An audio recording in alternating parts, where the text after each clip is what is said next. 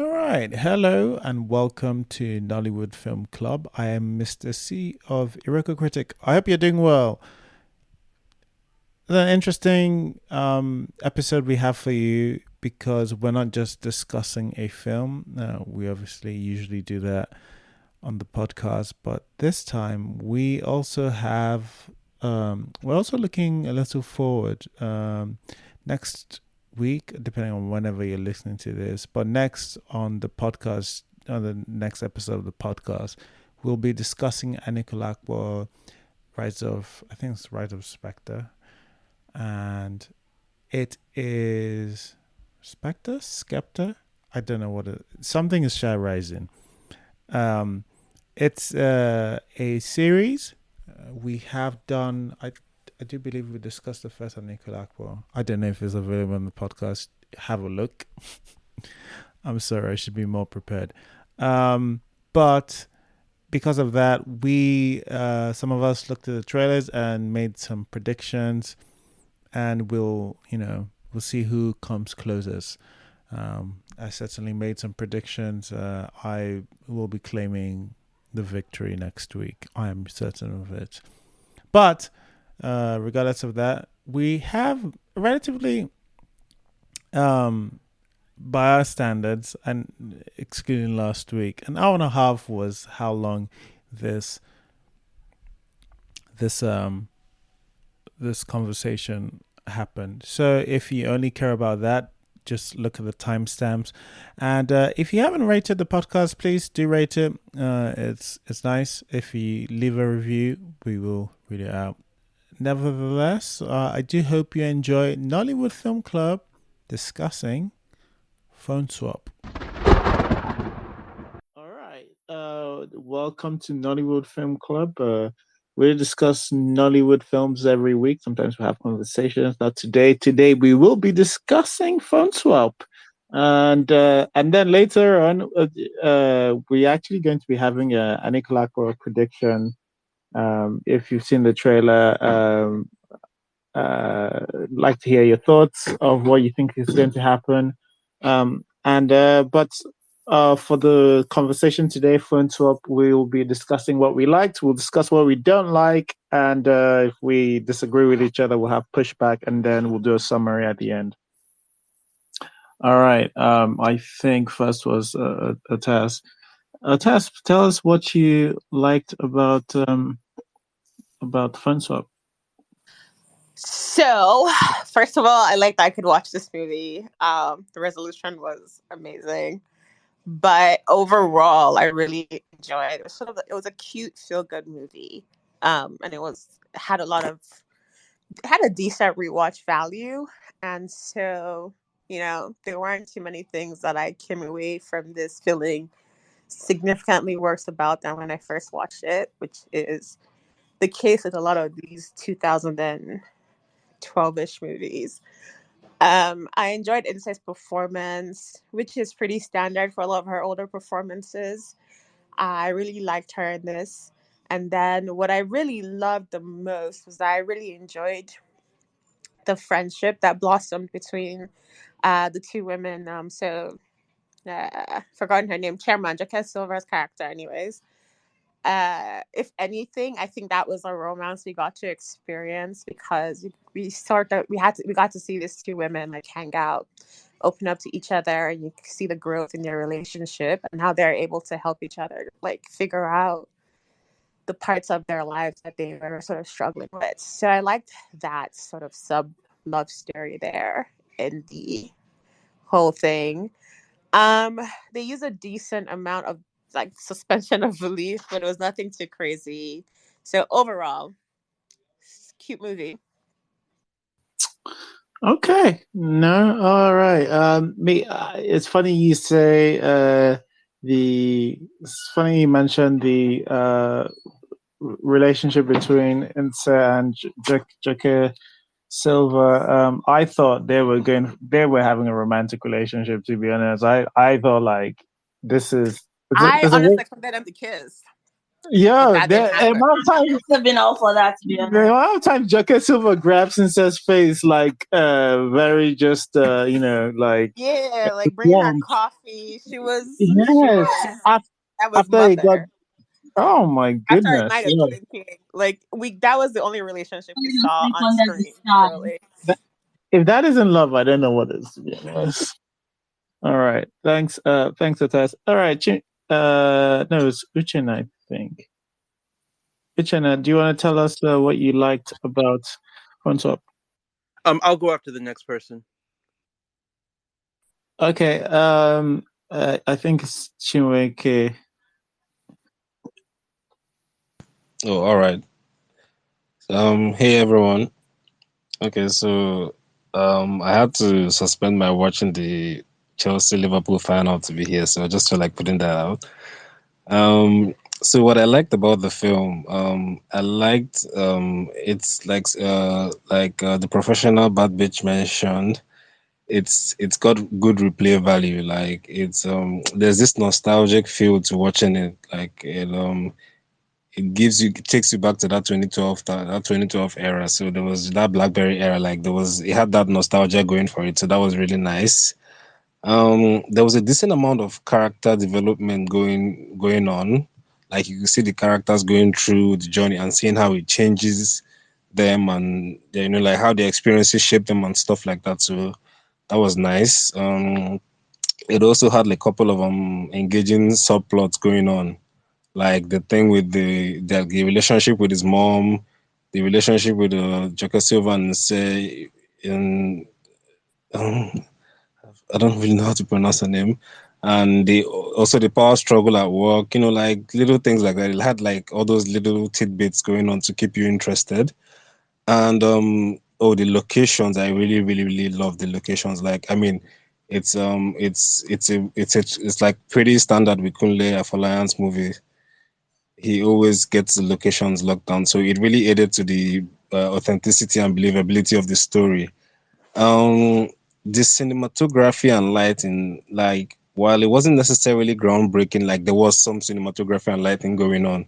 There was, like, you could tell it was intentional and planned, and I really like to see that. And the score, I like the score. Like, I didn't actually notice it, so I had to actively listen. Had to like actively pay attention to the score. So that's a good thing when it happens. So it really blended with the film, and like without overshadowing this, without being overshadowing over the top or trying to like tell you what to feel or something. Like, it was very subtle, and I really liked that. Saka was an interesting comedic addition. That was funny. It was funny. He had funny moments. Moments where he actually made me laugh. And overall, it's a film that holds up over time. Like, it's really, it's something that it has good rewatch value. So yeah, those are the things I really liked about the film. Thank you. All right. Thanks, Chinweke. Yeah, thanks for missing the Chelsea Liverpool finals. Great sacrifice. All right. And Uchenna, are you ready to go? Yes, I am. Yeah, so I was thinking, watch this movie. What I found myself thinking about is how yesterday on Twitter, Mr. C compared Kunle Afolayan to. Well, actually, he said that Tyler Perry was Nollywood's big uncle, and someone else said that Kunle Afolayan has been called Africa's Tyler Perry, and I'd never heard that before. And it's not something that would have occurred to me because back in the day, I Kunle Afolayan for me was a filmmaker whose movies I had heard about more than I'd actually watched because he wasn't releasing his stuff to VCD, and it was primarily through the cinema at a time when there were outside of Lagos and Abuja, there were probably cinemas in maybe two other cities in Nigeria, and if you weren't living in the southwest, you largely didn't see these movies. So I used to think that Kunle was sort of like almost an art film director, a kind of high-minded director, because that's how he was spoken about. But really, he was he was Tyler Perry all along, and that was a very conscious thing, I believe, because at the time Tyler Perry was really regarded as a major role model for Nollywood because his movies were seen as being so similar to Nollywood, with the only difference being they actually looked like movies in terms of their production values. So Kunle was the guy who was supposed to bring that, you know, high production value with the good cinematography and lighting and color grading to elevate Nollywood. And this just is that really. So yeah, there are a lot of things I liked about it. I felt the acting was pretty good for, most of the main characters. Some of the background characters not so much, but I felt that Inse was good as she always is. Wale Ojo also very typically good. Joke Silva, yes, always. Um, as is often the case with movies like this, a lot of good-looking people. Wale Ojo was really hot in this movie. I mean, people always talk about how hot he is, and I've never completely seen it. Like, I know he's a good-looking guy, but I never really looked at him that way until now. So that was interesting as well. Um, I felt that I think Chinwike has already mentioned the locations. Yes, they looked very, very lived in and very authentic because clearly they were. But it's not always that you see people capturing that with this level of detail. And the costuming also was quite good as well. Uh, it's interesting watching this. I was thinking about a movie I recently watched called Life, which I thought we were going to review here. So I watched it. It was a body switch movie that, in my opinion, didn't really fulfill the potential of the whole body switch concept. And this movie is, in its own way, a body switch comedy. About how in the modern age, our cellular phones become extensions of our identity to the point that exchanging mobile devices becomes akin to taking over each other's lives. And I think that they worked with that concept a lot better than Life did. One other thing I liked was that I've said before that I don't like the depiction of romance in Nollywood because they never really show the development of any chemistry between the characters. Instead, romance is usually signaled by a few performative tropes. So we get a montage showing them riding a horse on the beach, together in some fast food joint, laughing and feeding each other. And we see these things and say, "Oh, they're in love." But here we actually got the characters talking to each other, exchanging worldviews, learning things about each other, learning where they agree and where they don't agree, and developing some kind of rapport. I don't know whether it was strictly romantic or not. The movie is defined is described as a rom com, but there was no real explicit romance except between Joke Silva and Nse. But I don't know. I mean, at the end, I'm not sure whether they become romantically linked or not. That felt a bit rushed, but still, it was good to see that play out. In terms of a growing rapport between people, they showed it rather than told it. So, I mean, I was surprised that I liked this because I'm usually not a huge fan of Kunle Afolayan. I respect him, but his movies are not for me the same way that Tyler Perry's movies are not for me. And Tyler Perry is a filmmaker who I respect immensely. So, this is cool.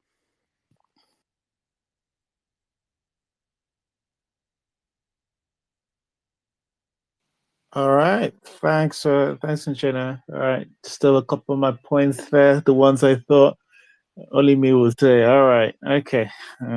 Let's see what Elizabeth. Let's see what Elizabeth can speak. Elizabeth, if you are there, can you say what you liked?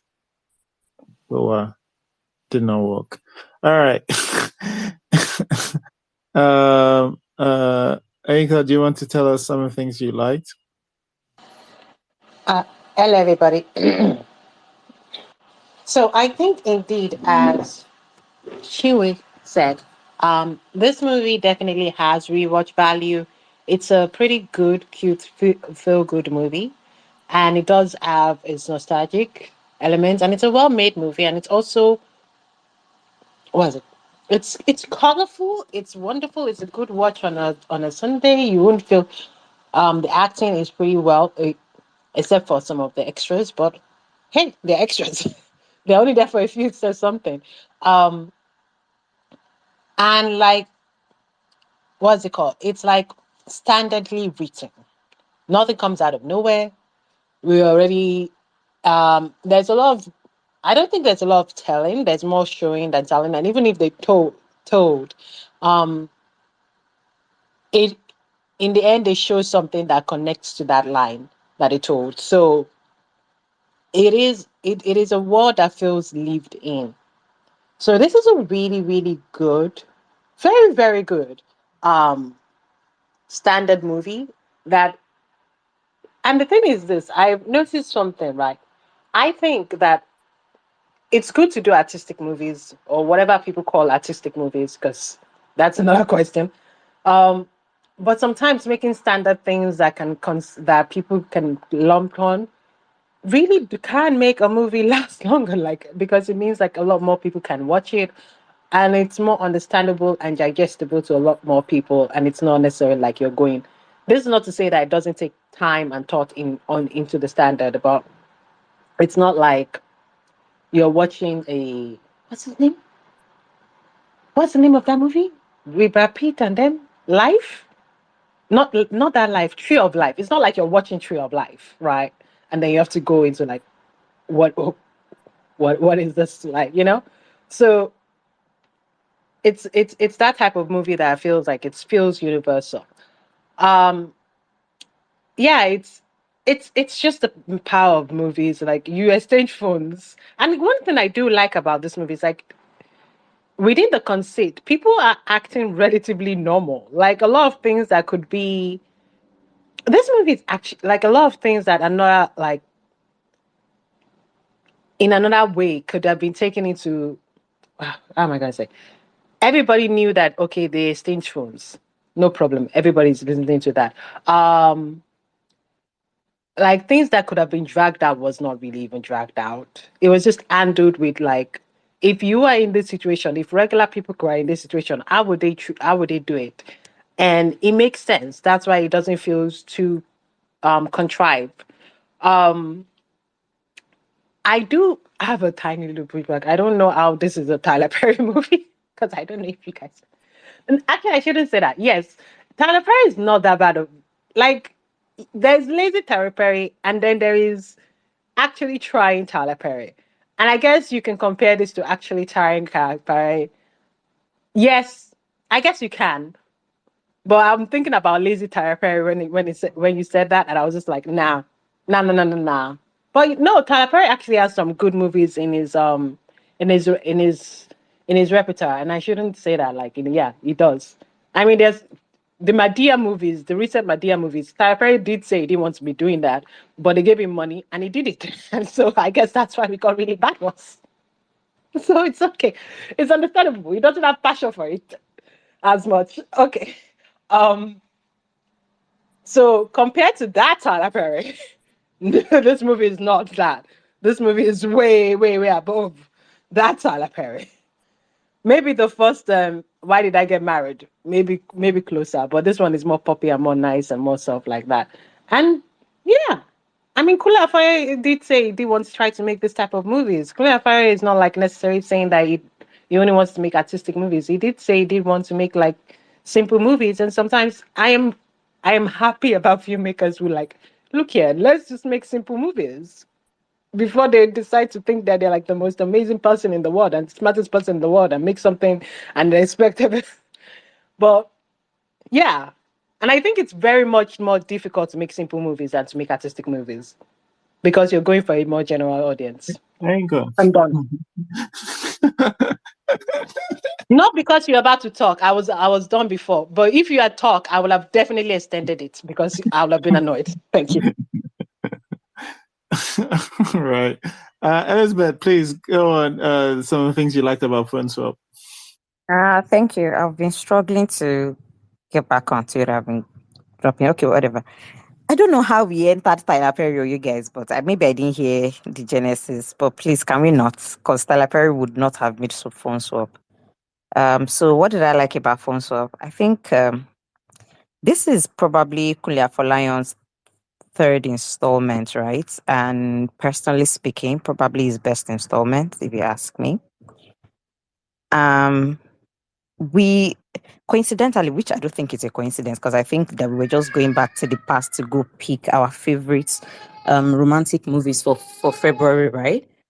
This Phones Up has very it has a lot of similarities with The Meeting. I think the writer, Tile Babalola, I think the Michael Truth for the OST. And also it has Chika Chukwu, who I think is one of the stars for me because I like that comedic timing. But with The Meeting and Phone Swap, I think that is where most of the similarities end. This Phone Swap is more like the comedy with a hint of romance, like a hope of romance, which personally I like because I think last time everybody was wishing that The Meeting gave us like an illusion, like I'll leave it to our imagination or whatever. And this did that with the ending. I must have watched the ending like one gazillion times because I just really like how open-ended. We don't know what's going to happen. We leave it to our imagination. If something was going to happen between our main lead. So one of the, I think a speaker said it already. It focuses heavily on character development for both of our leads. This is a very awesome story in the sense that we've seen people try to transpose something hitherto that would have been like a Western like or Hollywood film. I feel like it's experimental in the romance side. Let me put it that way. Or the way like the way Sleepless in Seattle was, how they don't lock eyes until the end, and we don't even know if they were ever going to fall in love or whatever.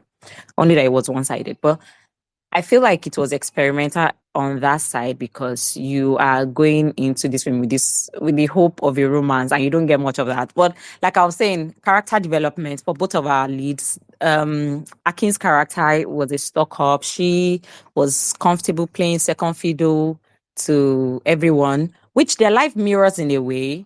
Their personal life, they're at work as well. It was probably also with somebody who fits his personality. She too, at work, second fiddle, also dating somebody who she's very much aware is married and playing second fiddle there. And somehow they had this encounter that pushed them into learning from each other's background, right? He goes to her family, she goes to his family, his mother, and that is where the magic happens. And their life sort of mirrors, right? She's enjoying that he's in pain here. So he had to deal with all of his stuck upness and she has to deal with, being among people who are high society or something like that. And then they also had to deal with each other's each other's exes, right? Um, Outside of that, the character development awesome. They both tell each other how it is. You are this, and that one is like, oh, you are also this. Oh, you don't know me, whatever. I like Cynthia, please. I like Cynthia a lot. I like Cynthia's part of the comedy. I thought it was wonderful. I thought she's a menace to the society, a needed menace. I just really like that scene, when the family came around to come and harass her. Rather than apologize, she just sat down and stay crying and her husband now had to start begging her. It felt very Nigerianish in the comedy. I really like that. What else did I like? What else did I like? This is one of Ince's finest acting. Ince was Ince here. She had not developed that, that her accent, which she is now. Thank God. What is that like? I like the OST, like I said, Michael Truth. I like the colors for the time, the fashion for the time, so much nostalgia going on. Even though the old exchanging bold one and bold two Blackberry, it didn't take so much for me because I'm like, yeah, it could have happened all of like 10 seconds. But they realized soon enough by the time they had both boarded, I thought it was nice. So that's it for me. Thank you. All right. No, thanks, Elizabeth. Wayne, please tell us what you liked about Phone Swap. Okay, can you hear me well? Yeah. I'm using my headset, so I have to be sure. Tamam. Okay. What did I like about Phone Swap? Uh, Someone also said it that it's a very character development driven film, and I think for most of us that watch films because of story, right? Like I hardly ever watch a film because I mean I come to like good cinematography, but I would take bad cinematography and a good story, right? Us that grew up like that grew to love films because of story. I think character driven films are really, really nice. And I really love the characters. I think one of the things I love characters is like there's this contrast. It's like I think it's yin yang, where like um they are they are contrasting, but they fit in so perfectly.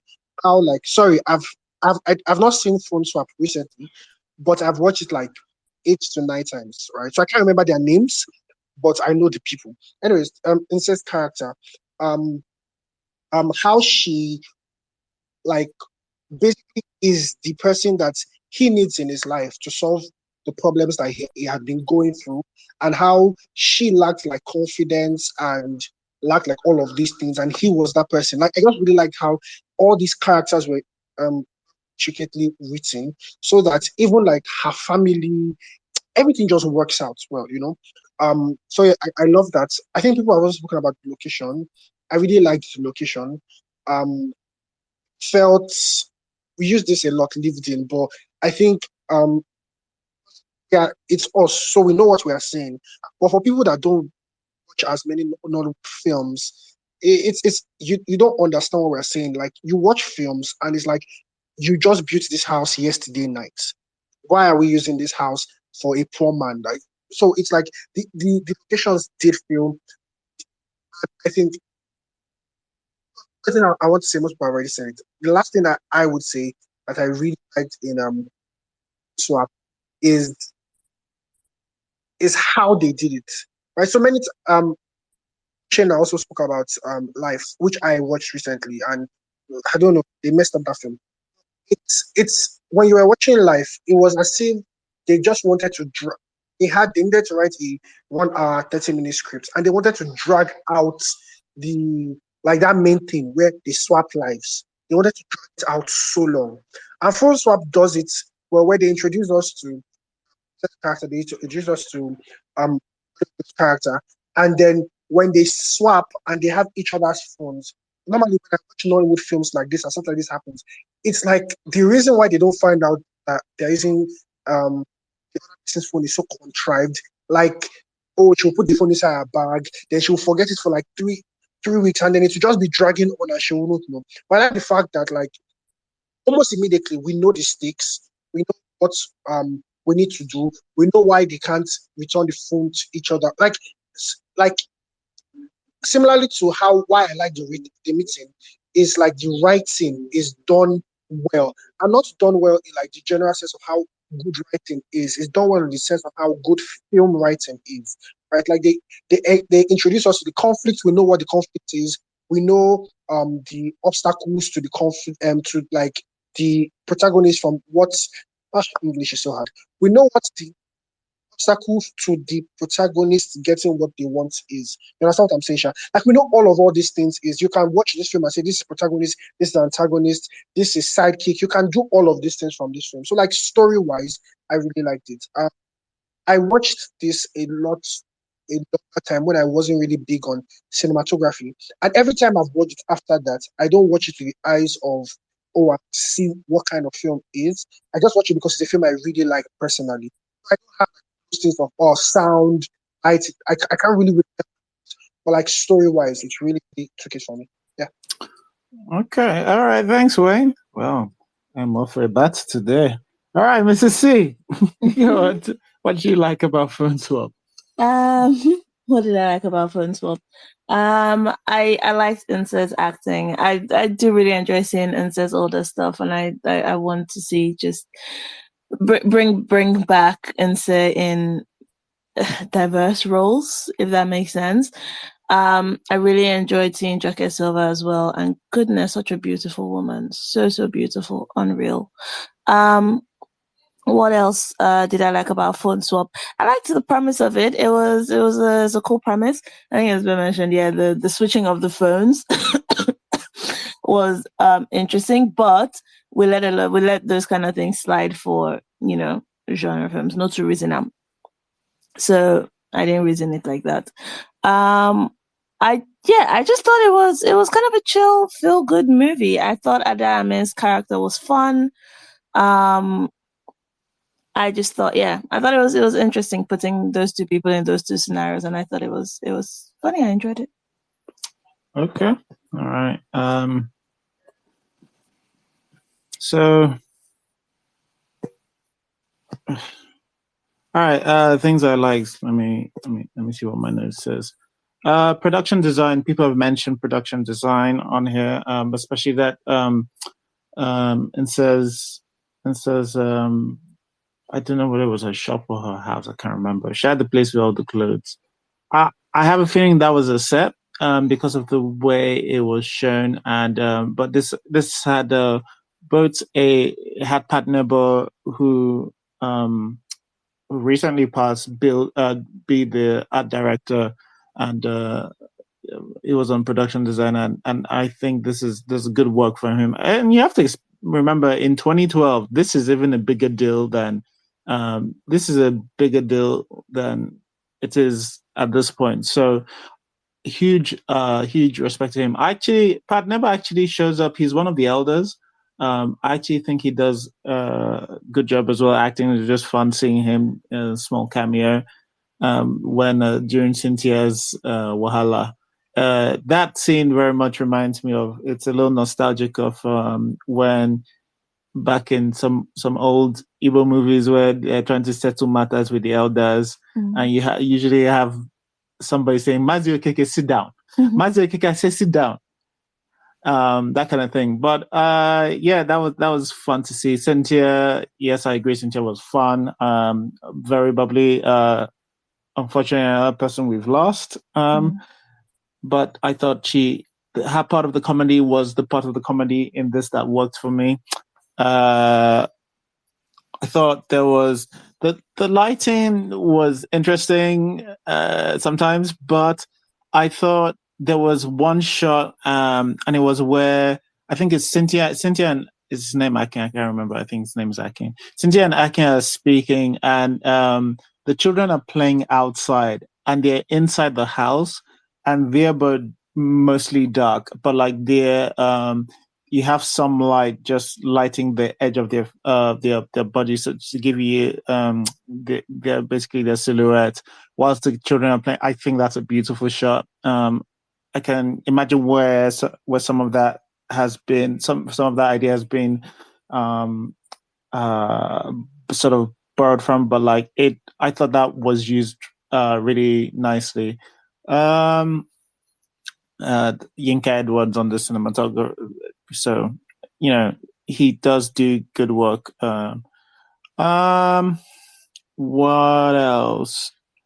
So I think most people have said the things that I liked, and that's about it for me.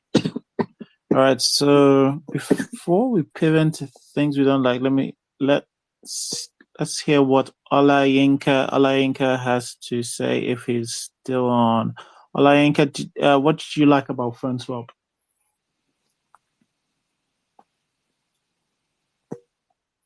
Olayinka, either. Okay, yeah. Actually, well, it's been long since I watched it. So, but okay, it's Kunle Afolayan. So, well, I am. I don't think I'm really. Okay, maybe one or two of the songs I've been disappointed in. So, overall I think it was good. And the acting was great and everything, and then um the cinematography at 2012 standards. I think 2012, 2013 or something. So I think it was good too, for that time.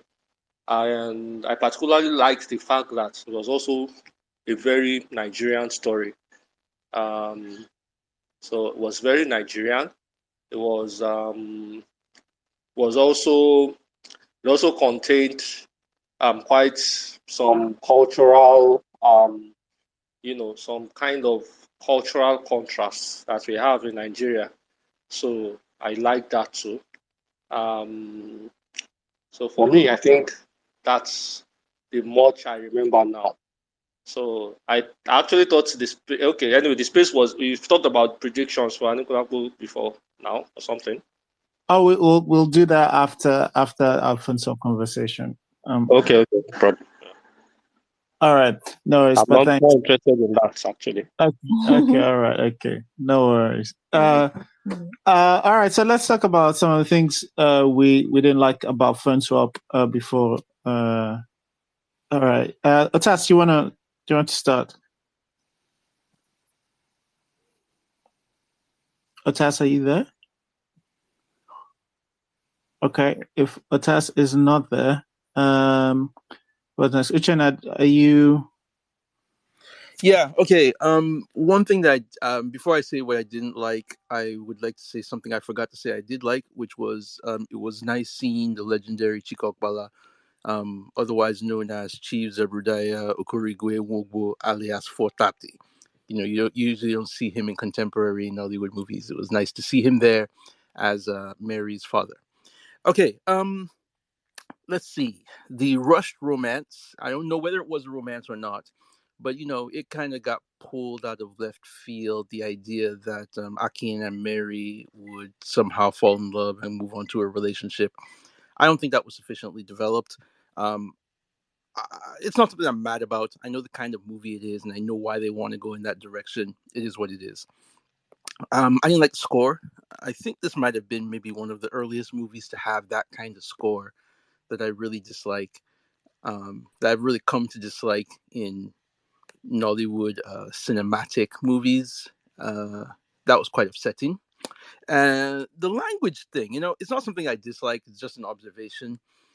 I can remember at the time that this movie came out, it was a huge debate in the Nollywood world about what language Nigerian movies should be in. And Kunle seemed to be trying to resolve it by having a multiplicity of languages in his movies, which is cool, and it works here. It's quite natural, but oftentimes it sometimes felt contrived to me. I don't know. I mean, not really, but maybe I'm just too infected by the context that I'm just remembering how it seemed it was being done so deliberately for a specific purpose. Even adding Lydia Forson here just so we can have somebody speaking Twi. Again, it's not something I dislike. It's just an observation. Um, yeah, that's pretty much it. I mean, there are some small improbabilities to the actual plot, but it's a genre movie, like Mrs. C said. We forgive these things. Sort of like the idea that Mary and Akin would have the exact same phone. I mean, this is pre-iPhone, I know, but there were still levels to these things. But yeah, again, it's a genre movie. So there wasn't a ton that I actively disliked. So that's about it. Okay, all right. Thanks, Uchenna. Otas, are you back? Yeah. Hi. Okay. So much like Uchina, I don't have big issues with this movie. Um, I also this phone thing also did kind of I did a double take there, but I also was willing to forgive that because it was needed to move the plot along. So whatever. Um. But a lot of things, some small things for the characters didn't make any sense. Most of them were on the businessman side of things. And it starts from the same phone, but it's also like the fact that he walks into his house, for instance, and he's more shocked that his girlfriend of 2 years decorated than that she's chain smoking inside the house. As a character, I didn't understand it. Um, and then as well for the kind of pushing along the story, it made sense why he went to Oweri because he got a text from Alex mentioning Oweri. Even though he could have called to verify, fine, small thing, let it slide. But it didn't make sense that she went to Abuja. If anything, they should have both been wary. She was going home to see her family. She knows where her family lives. She can read. She could have read a ticket. She said wary to the lady. It just, that part did not make very much sense for me. Um, It didn't make sense that the businessman let himself be bullied into staying at her dad's house. Even if he had stayed there the first night, it just didn't make sense that he didn't just go to a hotel. I thought that the movie focused too much on the hijinks instead of the budding relationship. And so, personally, would have preferred a little bit more time spent with them actually getting to know each other. And that would have helped me be able to classify it more as a romance. But it spent too much time on the comedy and sort of trying to too many side characters. Like we spent too much time with that woman and her husband. We spent too much time, the fight scene was completely useless and added nothing to this. The pool scene was also absolute garbage. I didn't understand any of it or why it felt necessary. And it was all of it, like the mosquito in my eye, falling into the pool.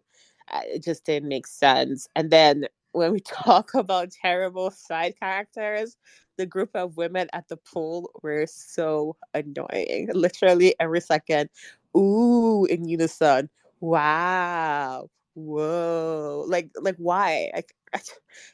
And he did that throughout the whole scene, just speaking in unison. I don't know why they decided to do that. I don't know why the directors made that choice. But it bothered me the whole scene.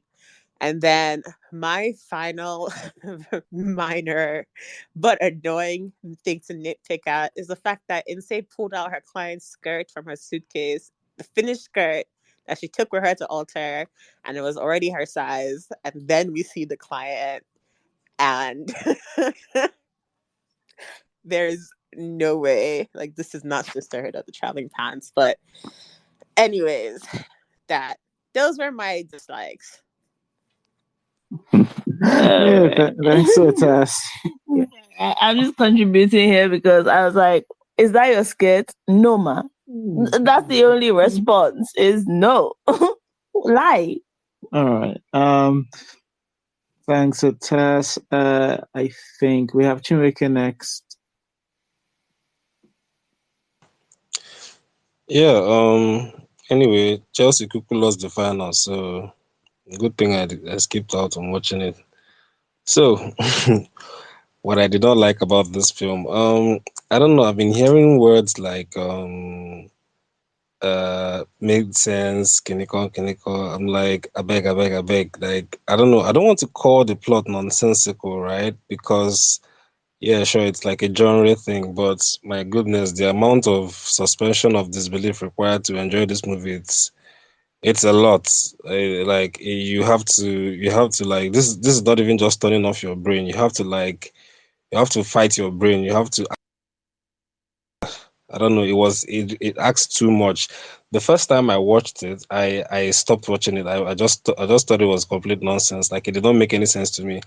And the execution did not help at all. Like they could have put in a bit more effort or thought into it. They just did it like, see, there was a laziness to it. And it was annoying because you could see that a lot of hard work went into the other departments, right? So like it's like I feel like that's the easiest part to nail down, but for some reason this it seemed they just didn't want to do the work.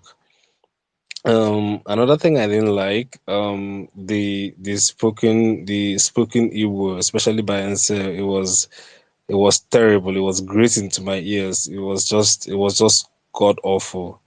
You feel like a little bit more effort could have been put into it, but it is what it is. And so there was this stereotypical portrayal of the I think it was mostly with the supporting characters, right? Especially the Igbos. I mean, stereotypes exist for a reason because I mean they don't form out of thin air. So the problem isn't stereotyping in itself or using cliches. It's about how you show it, how you depict it, and again, there was a laziness to it here. It was just like someone just thought of something off the top of their head. It felt like last minute something like it was rushed or something. Yeah, but yeah, the most I feel like the most important thing, the plot, it just the amount of heavy lifting, the suspension of belief had to do for you to enjoy the film. It was just, yeah, it was it was too much. So yeah, I think that's pretty much it. Thank you. All right. No, thanks, Jimrika. All right. I will not be completely alone. Elizabeth, please tell us some things you didn't like. Okay, so what did I not like? I think for me, not a lot of things annoy me because it's rom-com, and so you come with a lot of nonsense, which you're already expecting in your rom-com. But I think the thing that took me out mostly was a bunch of the comedy wasn't landing. The delivery of the comedy wasn't landing, a bunch of it. And I think it's because of either the way it was written or the way it was directed. So from Alexis, both the two Alex actually, from Saka's character, Alexis herself, I can see, you know, where you say that you get it. Like if it was somebody else more natural that was acting this, or Jigga, like if you were reading it in a book, you would not, if you were reading it in a book, it would land. But then you're watching it visually, it's just not doing like the work that it should do. Funny enough, apart from Cynthia, Ozana sometimes, who else? Yeah, Tony, the man friend when he was singing African, my African Queen. Every other time that it was supposed to be like some comedic thing, it wasn't working for me. Then Ince's delivery, it felt like Ince was taking a pause each time she has to speak. So I get that she was acting a very different character, like a character that she would usually act. I think before then, so she had done maybe Mr. and Mrs. or Reloaded and a bunch of others. And all those other movies had like some similarity in incest characterization. But this one is the one where she's supposed to be somebody like act a character that lacked confidence and play second fiddle. So there's something about that character that I know like she's trying to speak, slower than she would, trying to act the I'm confused kind of, which worked half of the time, but it just that every time she takes a pause, like she takes a deep breath, then say something. It feels like I'm counting the seconds until she says something out of her mouth after somebody else has said something. What else did I not like? I think there isn't a lot that I didn't mind here. Maybe because I'm already used to, yeah, rom-coms where sometimes the romance don't happen at all. It's just a figment of your imagination, but they still end up being tagged rom-com. I think I mentioned one earlier. Then another one, there was something that I didn't like. Maybe it was just the structural way the thing seemed. Like it was structured, right? And it makes sense on paper. It's just that sometimes it didn't always work. And then there was something I wanted to echo. Some, I think it was Wayne that said it about the location looking lived in. I was watching again watching this time with the fresh eyes. Apart from when I watched it, the Mary's house, where she was sewing. It looked so familiar. If you've been to like neighborhood, somebody's stay neighborhood tailors, one bedroom and a parlor room tailor. In a way that when we were reviewing Adire's house looked so, yeah, like somebody painted splashed colors around and hung something on mannequins, and it just didn't feel real. So, yeah, that's it. That's it for me. Yeah, no, okay. Agreed. That's probably the difference between Pat Nebo and everyone else. Next, I think is so. Anchor, please tell us some things you do not like. There are not many things I did not like about the movie. It is still a movie, so I'm not saying this is necessarily bad, but somehow I felt like they played more with the Igbo, and it's played for comedic effect, yes, sure, but like there was a lot more Igbo character. It doesn't mean that those characters they are supposed to be the butt of the joke. They're not the butt of the joke. Actually, the person that is the butt of the joke in the story is actually the educated Yoruba man. But it does. I can see how like it seems that there was a lot more like the stereotypical um behavior of like the Igbo, and also one thing again. I'm not necessarily saying this is a bad thing, but there's also the class dynamic, right? This is a very good thing about this movie that I also think can be very universal because it's such an obvious show of class dynamics, right? That all countries have and all cultures sort of have. Um, the idea that just because they live in Owerri is a city technically, it's not necessarily like a village, but okay. That's one thing that Nigerian movies do. They mention like places that are like cities and make them seem like they are like really more backwards just because they're not Lagos. Excuse me. It's still it's like a city. But what I meant to say is that why is everybody sleeping on the floor like that? Like there should be multiple rooms. Yeah, everybody sleeps together. I have slept on the floor too. And there'll be multiple beds that you share with people. But why are they all sleeping scattery like that? It's like everybody there was a big party and people are tired and they just slept where they were. But that's not the context as the movie played it. But I get it. It's for a joke. It's to what's it called? More contrast from the perspective of the high class guy, right? To be like, ooh, I'm really in a different place. I get that. It just felt like a little bit like, um, I can accept the what's it called? I don't actually think that the what's it called? I don't actually think you. Yes, you have to suspend your beliefs. For instance, those two people will not have the same phone. Yeah, like what really? It's like their levels even back in BlackBerry something. BlackBerry was really four. It will have probably the latest BlackBerry or something like that. There's no way. But I think that after that they did it in a way that it is plausible for me to be like, yeah, it's plausible, right? She wasn't paying attention. There are two Namdi Azikwe airports. She did not specify. I don't know how she got on the Abuja line, but okay. She did not specify she was going to Abuja instead of Owerri. Okay. I think they gave a lot of plausibility for you to be like, yeah, whatever, it's a movie. That's what happens in movies. Um, my problem was a little bit with the play of the characterization of the ebook something. Even though they are not the butt of the joke within the context of the story, they're not the butt of the joke. It's the guy that is the butt of the joke. And the sleeping around on the something, I felt that that's a little bit too much. And I also felt like if they really wanted to do like real village, you shouldn't necessarily choose something that is basically kind of like a city or where it's more like a town. It's the same thing that they would do. They would be like, "Oh, we're going to Ibadan," and they make it sound like you're going to the village. And I'm like, "You're going to freaking Ibadan? That's not that's not a village. What are you talking about?" I don't get why Nigerian movies do this. It makes no sense to me. You just because you're in Lagos, oh, we're going to Port Harcourt, and now it's what? That's a secret. But yeah, that's my something. I don't really have that much bad. The music is okay.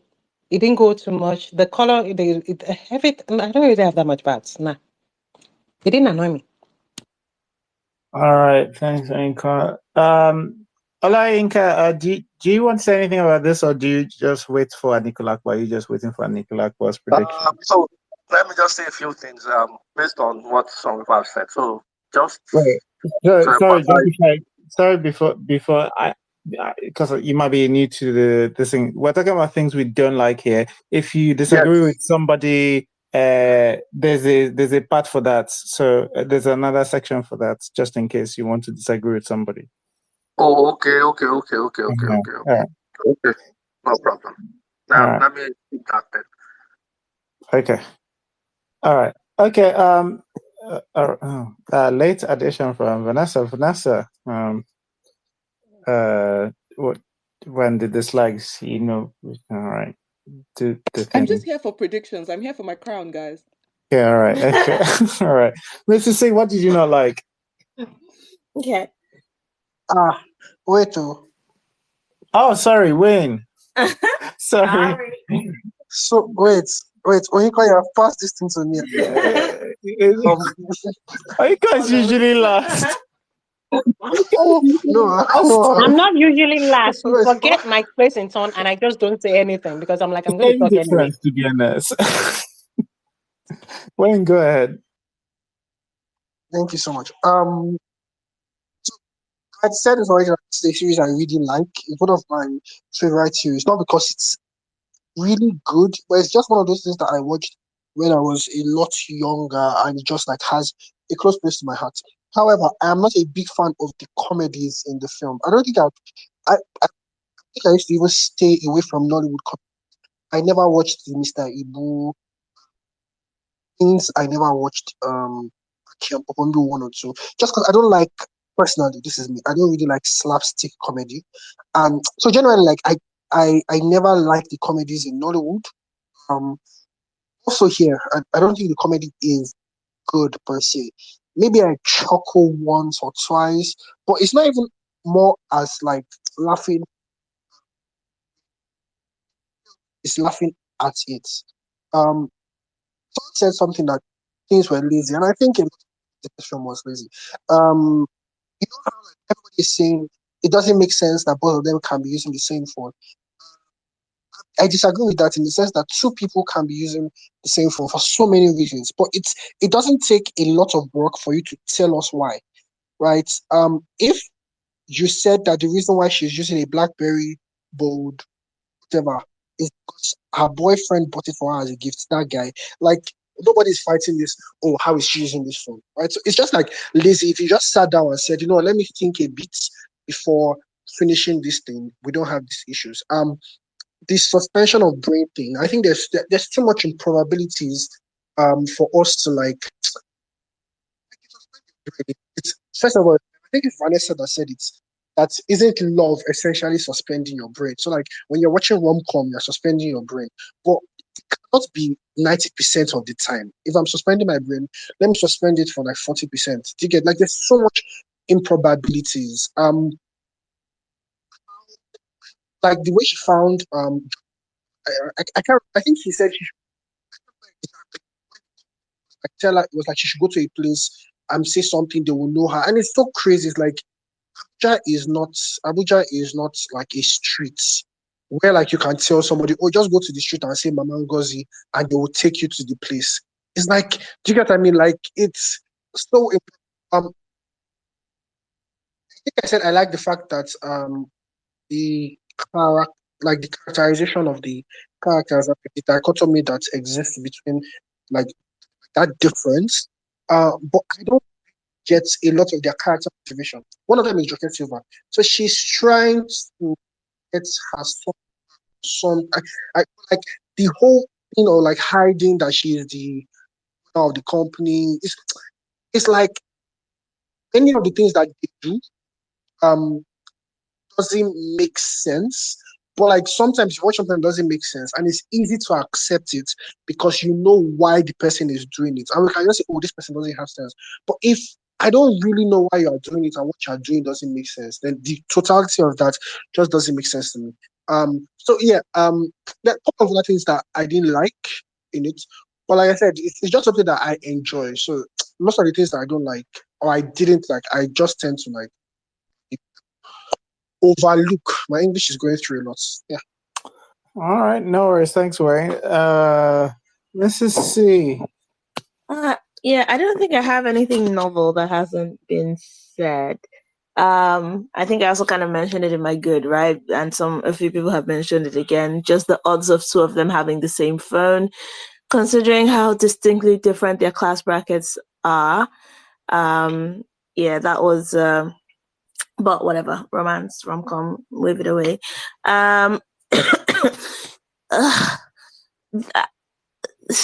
Again, I'm finding a lot of no to reason and things. It was just this. For instance, why is that he's at her father's house, right? And she's like, "Oh, I want you to talk to my sister. She'll listen to you." Why? Why? What is it about this man that she's going to listen to? It's not even a scenario of, oh, she's going to listen to him because he's a man. She's in her father's house because she doesn't, she's not the most submissive of wives. So I don't know how much she subscribes to listening to him because the man, but maybe knows to reason him. The romance, right? Them getting together. I know it's like, oh, it's the beginning, right? And stuff. It's just starts to sit on the phone, or they're talking on the phone, and it's like, oh, do you want to be my girlfriend or something like, or should I don't know exactly how he phrases it. Would you like to be a boyfriend snatcher? She accused me of being a boyfriend snatcher. Would you like to be? It's cute. It's flirty. I just don't know how two of them got there. Because we do spend most of the time with her developing the relationship with his mom. And then when she goes to the retreat, right, that he sends her to, everything. So she spends time with his mom, and what she gets from his mom is that he's not, he doesn't spend time with her. He doesn't speak to her. He's arrogant, she's dealt with him over the phone. And then she goes to the retreat and nobody has a good word to say about him. I don't understand how all of that added up to this man seems like an attractive option. I don't know how we got there. But yeah, I don't know, man. I think those are kind of my major qualms with it. Is there's not, if it's supposed to be a rom-com, there's not enough time establishing why these two people should be in a relationship and why I should root for them to be together. Okay, all right. Let me say some things that I don't believe anyone has said. I don't like Wale Ojo in this. In fact, I think when I saw him in this, it made me reconsider whether he actually is a good actor. Because I say this because the thing I complained about in Breath of Life is evident here. And if he's been like this since 2012, right up to 2023, just like maybe the accent has been fooling me since. I don't know, because the same thing I complained about Breath of Life is where I said he keeps on playing the character just one note. Is they told him he was a he was a shrewd business guy or something, and everything around him is like below him. There's just disdain with every there's no word that isn't dripped in just disdain, and like everything is beneath him kind of thing. It's just like there is no nuance to this character. It feels it's just not good. And I remember even the way, like, when he's getting arrested, he's like, who are you, blah, blah, blah, whatever. He bought recharge card. Even recharge card guy, he throws the money away from him whilst they're arresting him. He does not even have humility. When he's getting arrested, he's just, I don't know. I don't think maybe it's directing. Maybe we'll say it's directing, but I'm coming around to the fact that maybe Wale is just not the actor I thought he was. All right. Some slightly more novel things. The editing, I think, especially with some phone calls. Elizabeth mentioned pauses, and I'm not sure if this will cover all of her worries with the pauses, but during phone calls, the way it's edited, every time somebody finishes speaking, when it cuts to the other person, there's just an unnecessary long gap. It's not long in real time, but it's long enough for it to make the phone conversation very awkward. And I know Glow is sponsored. I know they did not make them have lag in this year. It was not an intention for them to write like lag in between the phone conversation. It felt like not great editing. So there are some cinematography things that I'm not a big fan of. I think some might be part of the direction as well. There's one when the camera does this quick zoom to Chief Zebediah just before he gives some says Cynthia's been called because she grabbed her husband's like neither regions, and I was just like that did not require a quick zoom. I'm sorry. That was a little dramatic. And they just have a little bit things like this here and there. There's one where what's his name? Is it Akin? Whatever. Waleja's character is walking through the office for the first time, and people are greeting him and immediately turning their nose up at him. I'm like, I don't know. He's going to see you. Like, if you can't greet him and just immediately after start like, isn't he the boss?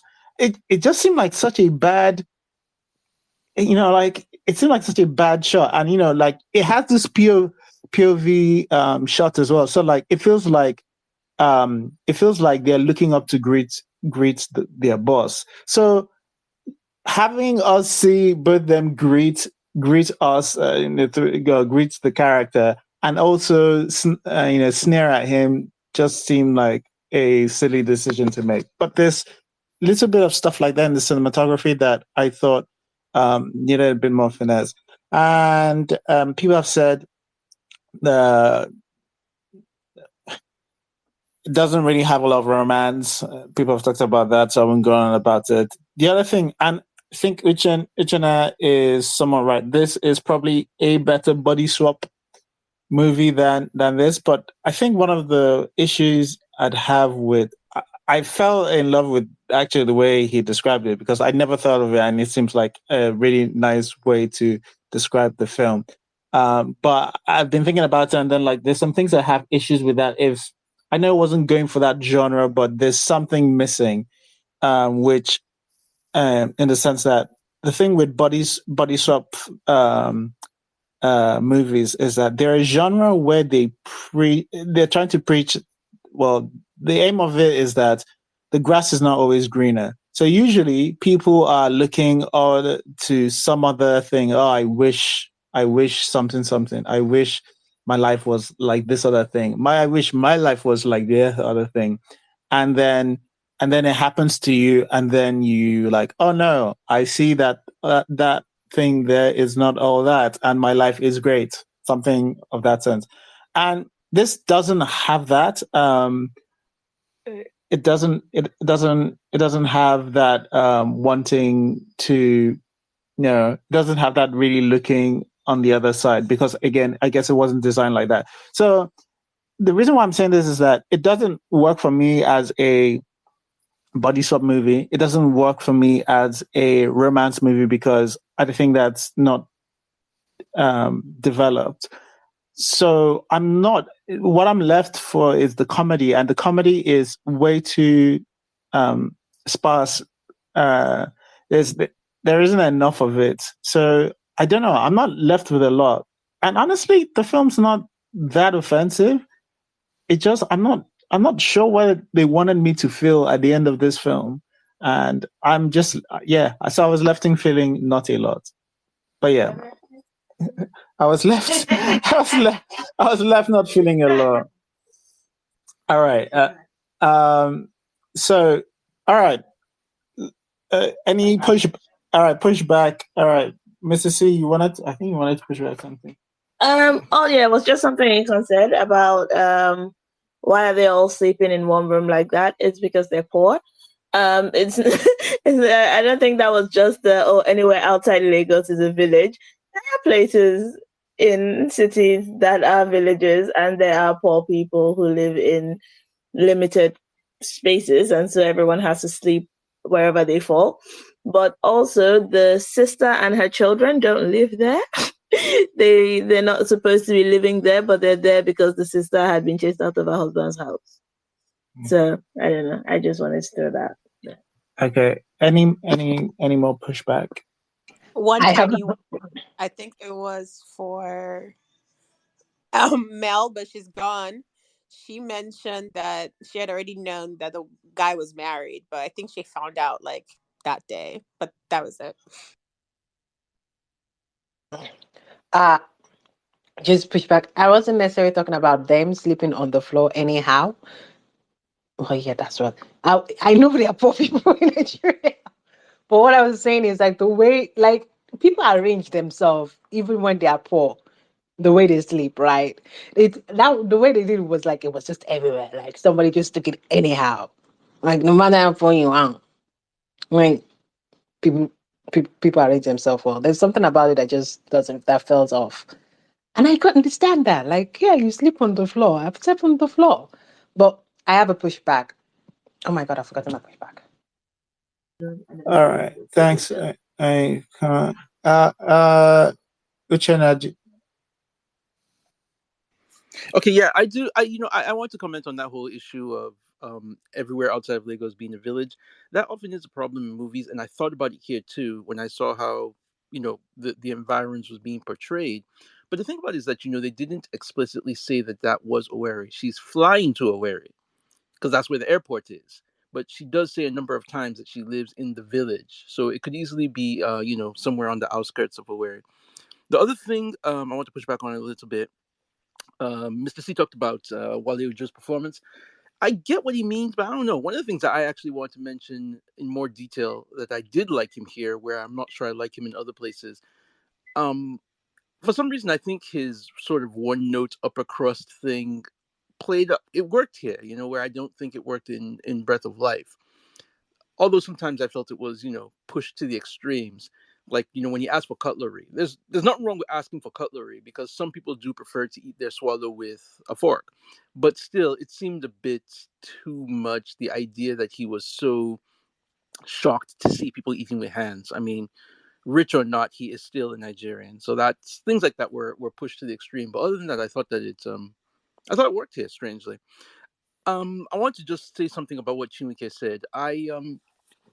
The language thing, it did strike me too, the way the spoken Igbo sounded from Lucy Adame and from Inse.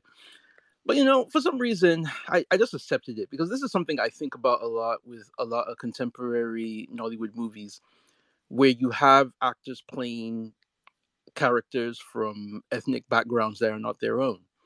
On one hand, I think it's a positive thing, that we're trying to show a multiplicity of tribal identities in Nigeria and we're not being held back by the tribal identity of the actors playing them. Because that's something in modern film discourse that has annoyed me a bit, where people get angry if a homosexual character is played by a straight actor or um, an actor who is not Asian plays an Asian character, even if it's just voice acting. I understand where these concerns come from, mind you, but still, I think they go against the whole idea of what acting is. So I don't mind Igbo actors playing Yoruba characters and whatnot, but sometimes it does bug me because let's be real. I mean, if you are a Nigerian, you recognize certain things. There are certain looks. There are certain people that I see playing an Igbo character, and I'm like, that person is clearly Yoruba just by looking at them, and not even just looking at them. Sometimes the nuances, their body language. You'll see Shafi Bello playing an Igbo character, and I'm like, no, it doesn't work. It just doesn't work. But I think why I appreciated it here somewhat is that they made an effort. Like usually, if you're watching a movie and Shafi Bello were playing an Igbo character, let's say she was in Nse's place, Chika Okpala would have spoken to her in Igbo and she would have responded in English for some reason. But over here, the fact that they made the effort for Nse to even speak Igbo, I guess I just appreciated it, even though it didn't sound great. I just wish, I guess the remedy to this is that, they need to work more on having dialect coaches and whatnot. But, who has the time for that in Hollywood? Who has the time and the resources to do that? Yeah, I remember one of my pushbacks. They well, did keep on. Chirika's hand is up. There you go. Chirika, do you wanna go on? Yeah, sure. So I just want to add to what Uchenna said about Wale Ojo. He's pretty much said it all because so I think it's I think I'll put the responsibility of his one note thing on the directors, because if you see him, there's this series as this Apple TV series Foundation.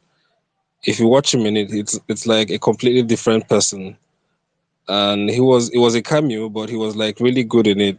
So I think it's the directors here that do not push him to his potential best. I've also seen him in a couple of short films that I've really liked. So I think I'll just put that down to the directors. And I also think it worked to some extent in this film. And the other thing I wanted to push back on, and yeah, Uchenna, I'm sorry, but there was no effort in the Igbo language. Please, like I would not call that what they did effort. It was just that's like bare minimum. They did not put in any effort. Please, it wasn't uh, like it wasn't so much as like I get if they put in effort and then maybe the actress fumbled the words, but it's just like it was more like bits and pieces of words. It just didn't, especially that phone call part. And I think the thing Mr. C mentioned about the space between the phone conversations, it did not help at all. Like that opening scene when Nse was talking to her dad, like man, it was very painful to listen to. There's one other thing I wanted to push back on, but I can't seem to recall it now. So maybe I'll just pause up, and if I remember, I'll come back around. Yeah, thank you. All right, thanks. To both of you pushing back on that on the one note thing. I don't even know what the space is to. I don't even know what the space is. I don't know. Anyway, if it worked for you, I guess. But it's He is one note. He was to me. yeah. It's just like this. It's easy. No, It's so easy to picture what somebody who was also a shrewd businessman, but with a little bit more nuance, could have been. It's so easy. Like that's such a lazy interpretation of a character. Like I think the one sort of humanizing scene that he gets is when he decides to sleep outside and he's fighting with a mosquito, and it's like, okay, look, he's not so terrible. But like the entire movie, he's just sort of the condescending person, like from beginning to end. yeah, and that even that even with the conversation he has with Cynthia at the time, like that's also, but like whenever he has to deliver lines or where he's not. It's like, it just felt like anytime he had to deliver lines, he had to do 100% of I'm going to be the biggest asshole you've ever seen on here, shrewd business asshole. I just like, all right, okay, thanks. It's shrewd business asshole, take it and go. But anyway, all right. Chimek, is there a response to me because Inka has a hand up? If Chimek, go on. All right, Inka's go on. Oh, am I allowed to speak now? I will meet you. You already do that all the time. That's not a threat. I'm used to it. Yes, I remember my sub. It's a tiny little thing, but now I have an extra one because of somebody else. They did say the reason why Mary thought it was best that he talked to Cynthia because Mary is like, well, it seems that Cynthia likes you by bringing you to Papa's house. That was the only reason. So Cynthia likes him. And Mary is just like assuming that because Cynthia likes him, she might listen to him. Maybe she's not assuming. Maybe it is something that Cynthia does. Cynthia listens to people that she might like. Okay.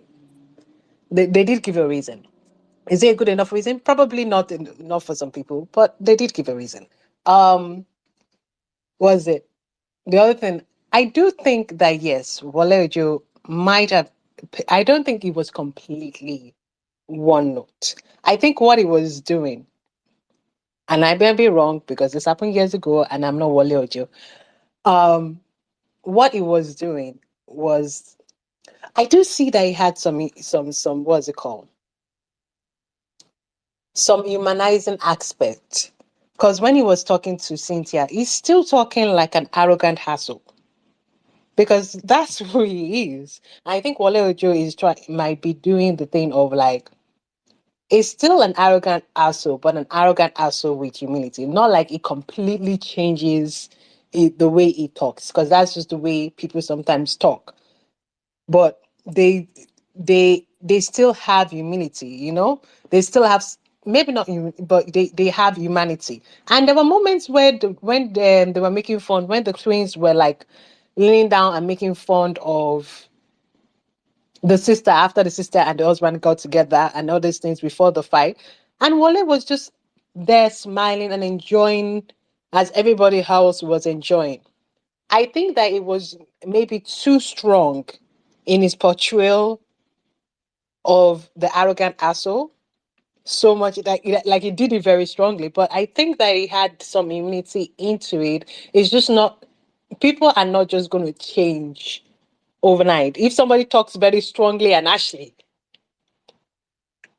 even in the moment of them being kind, because they tend to be somebody who talks, to them they might be talking nicely, or it comes off to another person as Ashley. They list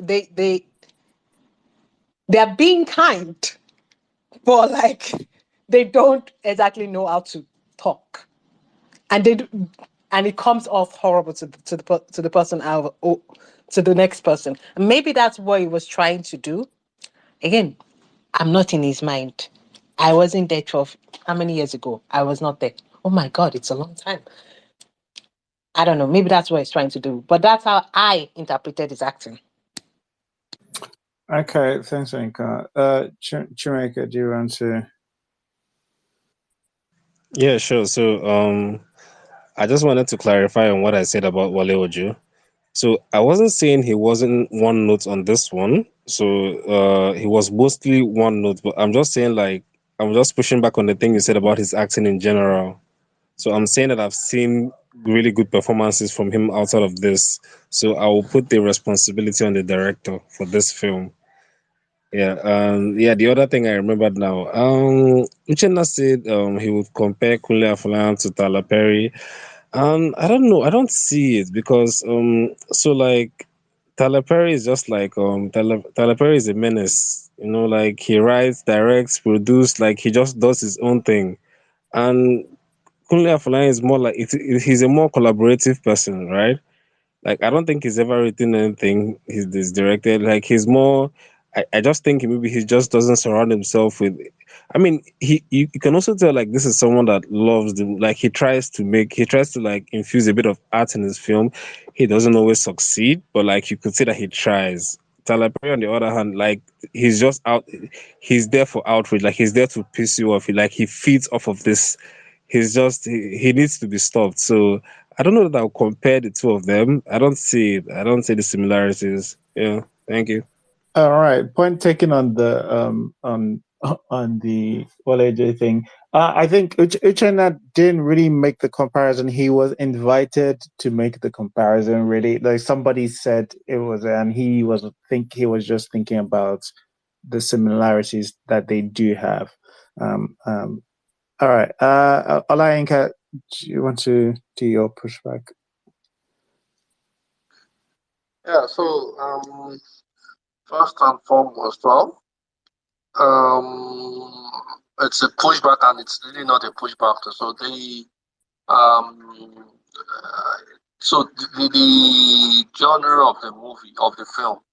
So it's somewhat like is it a rom com they called it or something.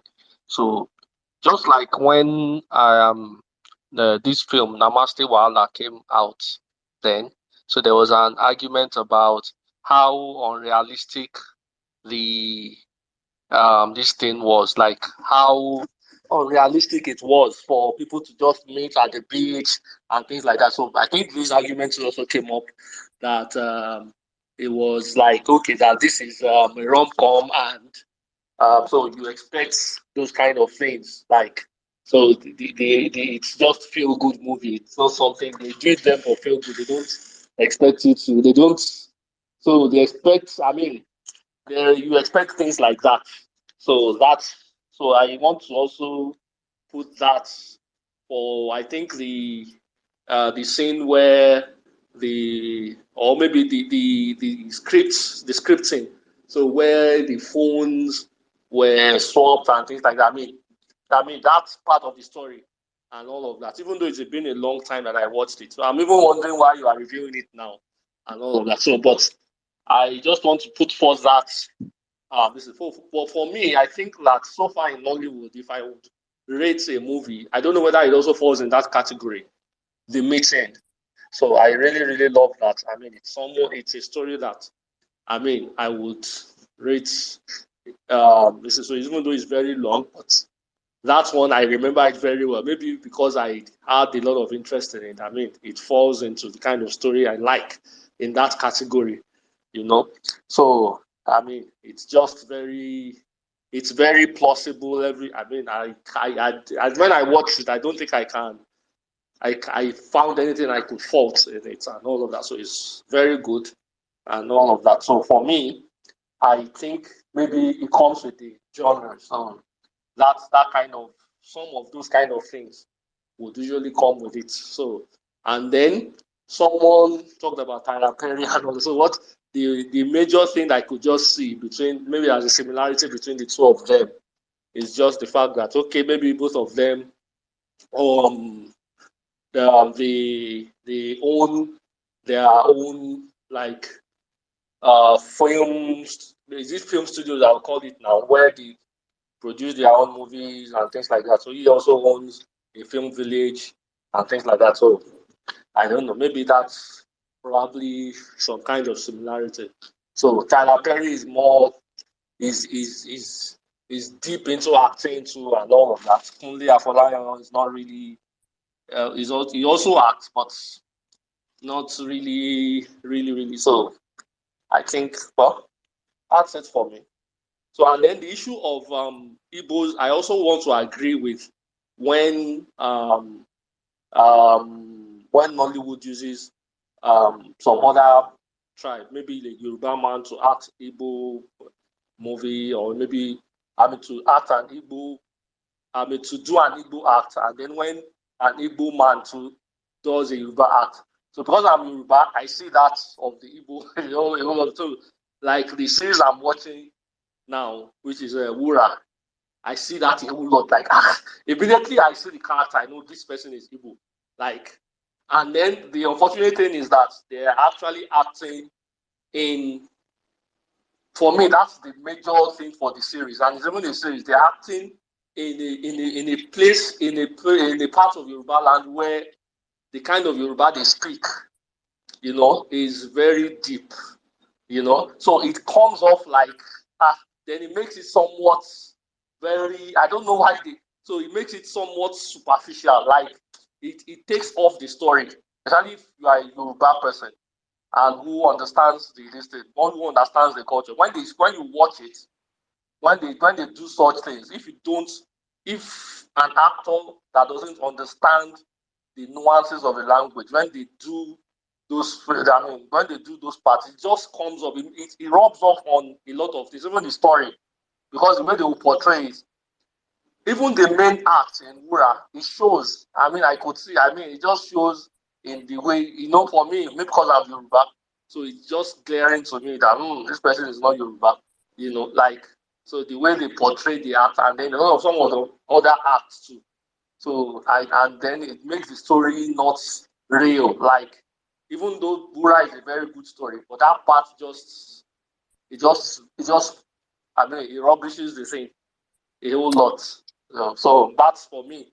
So, and I remember that when they wanted to do election back, so for me that was very good. So I remember that one of the acts, the acts were saying it that even though they were Yoruba, they were acting, but they still had to school them in how to speak that type of Yoruba that All they right. would speak in that, because the type of Yoruba they would speak was Oyo Yoruba, which is different from what they speak in Lagos and all of that. So, and it showed in the All movie, it right. showed All in right. the way the movie came out. So I think Okay. it's very important that they pay attention to those kind of things. All right. Thank you. All right. All right. Okay. Wayne, do you want to give I'm going to say final pushback, and then we'll do the summaries, and then we can do our Anikulapo predictions. Okay. I can't remember my first pushback, but the second pushback, I think, since it's the final one, so I have the final say. So I think the issue we have isn't really with suspending. We know it comes with the genre, right? There's a level to which we can suspend our belief. So if you're watching a rom-com and I don't the man to China starts speaking fluent Mandarin, like that doesn't make sense. So that's our issue. We're not saying we don't want to suspend our but like we don't want to feel like we are stupid. Yeah. So that's the final say on everything. So back to you, Mr. C. All right. Okay. Yeah. Don't mind Wayne. Everybody carry your own opinion and your head is your own. All right. Okay, let's do a quick summary. So Atas, do you want to tell us your general view on Phone Swap? Overall cute movie. I didn't mind watching it again. And I think the rewatch value of it is such that if in say 2-3 years, whatever, there was a reason to rewatch this, it wouldn't be the worst thing on earth. I probably would even still have a decent time. And so that is great for the story that's being told here and the way that they choose to tell it. The suspension of belief. I don't know. I still don't know why she was number job, but overall, I think it was a decent movie, feel good movie, and it hits, I guess, the parts they're trying to hit. The comedy works for some people, not for others, which is okay. I fall into one of the latter groups where it doesn't work as much for me. But I did enjoy a lot of the characters and the character building and again the friendship between Jacquet and Inse. And I'm really hoping that at some point we explore a friendship movie where a man is not inside again, a man for like Sunday, man for Sunday, whatever. I just want to see two women fall in love, whether it's a friendship love or it's a love, if they're feeling that daring. But, let's be a little more adventurous with the love stories we're telling. Okay. All right. Thanks, Atas. Richanat, do you want to give us your summary of Phone Swap? Yeah, I found it inoffensive, and I think it is a cute movie. It's not a movie that I'm probably going to watch again, but I feel that if you're a family person looking for a nice movie to watch with your kids, this seems like a sort of movie that you could watch over and over and over again. Interestingly enough, I would say that I didn't watch it when it first came out. This was my first time watching it. And one of the reasons I didn't watch it back then was because I actually was going to mention this in my spiel at the beginning, but I felt it was irrelevant. Part of the reason I didn't watch it back then is I didn't realize it was an actual feature film. I thought it was like a promotional video for Glow or something. So I was sort of surprised when Mr. C said that it was actually sponsored by Glow. Because back in the day when it came out, I thought it was an advertisement. I didn't know it was a real movie. But it didn't come off like an advertisement in any way. I think it's a decent piece of work. Again, here's my catchphrase. It's not for me, but I can definitely see how it is a really good film for a different kind of person, and I recommend it. Okay. Yeah. All right. Yeah. I mean, I think Kunle tried his best. He wore glue. He was covered in glue in his short cameo that he was there. But, Sterling Richard got not completely out of place, I guess. Chinweke, do you want to give us your summary? Yeah, so overall I think it's a decent movie.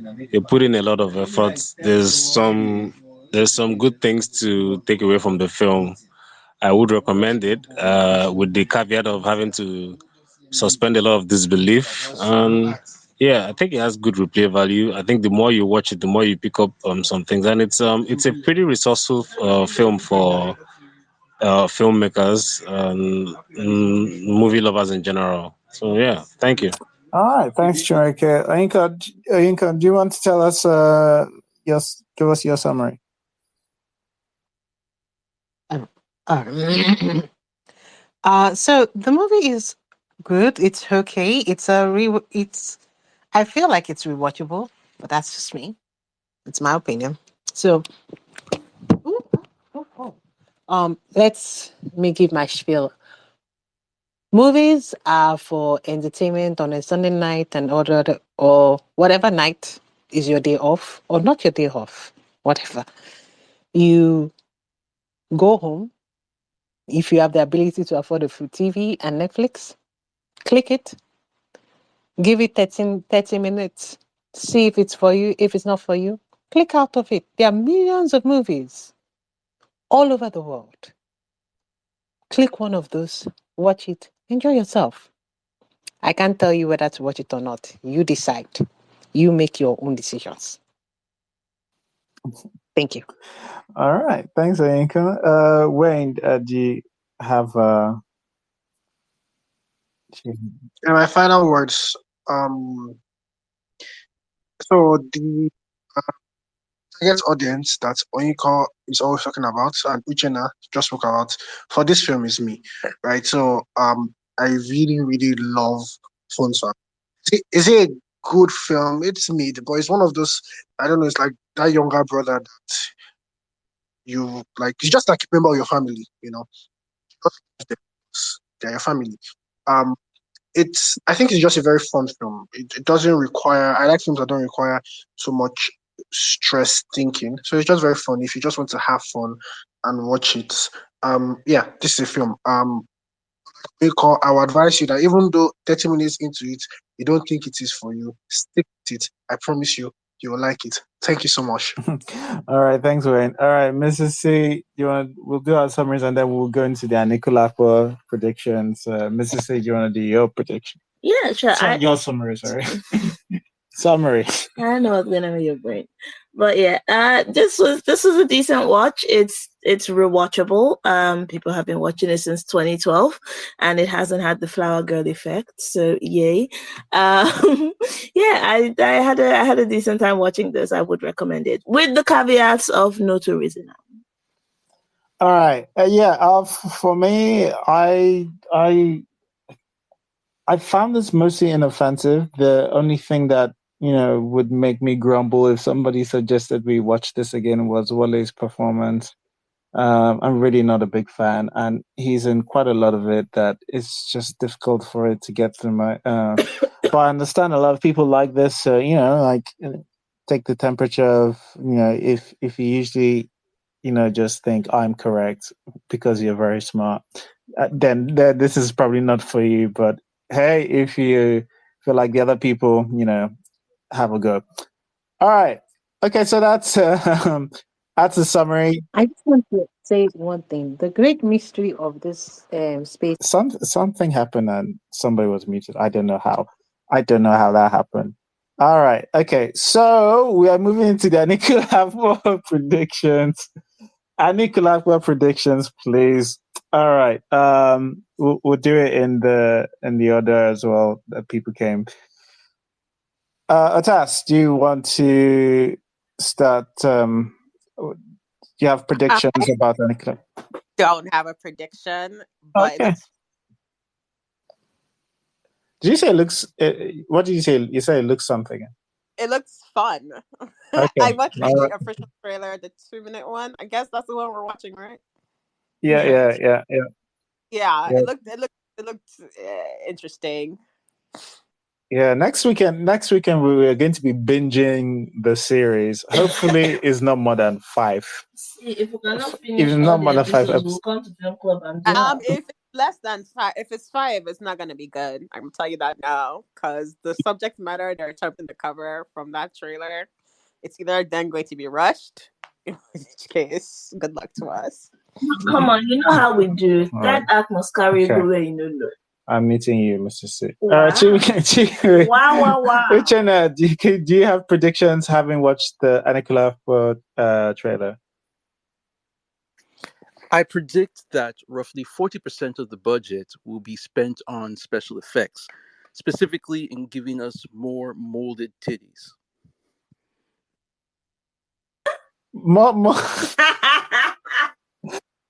I am dying here, I swear. Molded bread. How many Uh, more molded ones are there? Place your bets now. all right. Okay. All right. It was a Chireke. Chireke, do you have predictions? So I think it's going to be downhill compared to the film, because that's what always happens. Like, I know that the set design is going to be terrific as always. The locations, the costumes, the visual elements are going to be on point. But I feel like the story is going to suffer. Like, pretty much the same thing will happen with the King of Boys series. I feel like that's going to happen because that's always happens. That's what always happens with remakes and stuff like this. Basically, I'm not too hyped up about it. All right. Okay. Thanks, Chinreke. Think it is Anika. Anika, please can you give us your Anikulapo predictions. Oh, look at that. You eventually came to me. I really don't have one. All right. Okay. I don't know the story. The trailer looks nice. The trailer made me excited. Oh, wait. Okay. All right. Wait. Prediction. The Look, story is going to... Anika, take a beat. Excuse me? Take a beat because you're not prepared. You're not prepared. Take it. Excuse me. Could you allow me to finish speaking, please? Just say... Why is the man always interrupting a woman? I have to use that to make you shut up. Close to this mute button. So close. But can I finish? Oh my gosh. Thank you. Prediction. The story is going to take place in the underworld and in the regular world. That's my prediction. Wow. It was worth I know, right? It was worth the wait. Thanks. Yeah. All right. It's a very safe prediction because it's going to happen, because based on the trailer, there seems to be an underworld and a regular world. Watch the trailer. I'm sure Wayne is going to be the one that has proven me right. I actually watched the trailer too. Okay, that's how I know it's probably going to be an underworld and an overworld and the regular world. But no one's like putting like basic plots that were hinted at in the trailer. Okay, all right, whatever. All right. You said prediction. I have not exactly actually seen the thing because it's not out yet. All right. So I predict that that's what the story is going to take place. All right, sit down and watch how it's done. I want to be correct. Sit down and watch how it's done. Wayne. Say wild things that will not happen. Say wild things that will not happen. Please, as the reigning space, coming from first of all, what?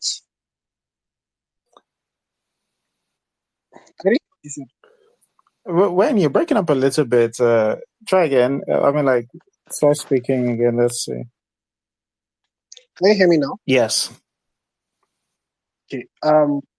Someone said something. I think it was Tess. What did you say? You were saying as the reigning predictor, right? And I say you're coming from Vanessa's crown. No. It's my crown. There are two different crowns. No, Wayne please. has the actual prediction. And I'm coming for both tonight. Vanessa has the conspiracy theorist, NFC conspiracy theorist crown. I'm coming for both tonight. Like, come on. Okay. All right. Okay. So I have not seen the trailer. I had to quickly dash out, like, to see some things on the trailer. But here are my predictions. I think personally that I didn't hear what Orinko said, so I said anything that she said. Just know that it's my own prediction. I think he's going to have this wrapped back from like the place of the undead. He's going to have like to come this route, and I think the first 2-3 episodes we're not going to see him. Like, he's not going to be alive. Okay, let me say 2 episodes. He's not going to be like alive in our world. I also think that when he comes back, I think he's going to be some sort of redemption arc for him. I think he is going to kind of be like valuable to this film. I don't know if he's going to actually die at the end of the film. I don't know. I also think that there will be another love interest for him other than Deborah Ademoye's character. So yeah. All right. Okay. Thanks, Wayne. That is my prediction, except for the Bimba again one. Exactly. That is Thank you. Uh, I didn't hear you. I didn't hear you. I was in the toilet. Sorry. But Sorry. he already had other love interest, so that's not a prediction, I don't think. So he already had other love interest even in the film, in the original movie. So I don't think that's a prediction. I'm not sure. all right. Okay. Okay. All right. Okay. Who are we? I can't remember Prediction for I before love it. Alayinka. Alayinka, please yeah, go. that's a good one. Yeah, Vanessa. Okay. Okay. Okay. Okay. Hi, ladies and gentlemen. So I'm gonna divide this into two because I'm coming for two crowns, yeah? So we're gonna start with actual predictions. I feel like at this point everyone said it because it's the most obvious thing from the trailer. But I'm gonna go forward and say instead of saying on Underworld / Spirit World, he's probably going to go to Orun. He's gonna go to the heavens. He's gonna go to the pathway. He's gonna stop by the gates. I know I'm saying this in a funny tone, but he's gonna stop by the gate, and obviously, this guy, what's his face? The guy with the beard, um, is Albino the. Jesus. I'm trying to remember his name because I actually really like him. Is he Same for the? Gangs of Lagos. All right. Yes. Yes. I was Yeah, gonna with kinky. with the kinky Yeah. beard. We don't speak Yeah. about that. We don't speak about that. But him, he's gonna be the one to tell him. Well, obviously that's in the trailer, but there's a reason for which he's going back. However, this is my part two of this prediction that I think is true. Is this is in the past? Because I think in the first one, it was hinted to us that this isn't the first time that he's come back from the dead, or in some weird kind of way. I'm trying to remember what. But this might be in the past or this might be in the future. Caveat, guys, two-parter.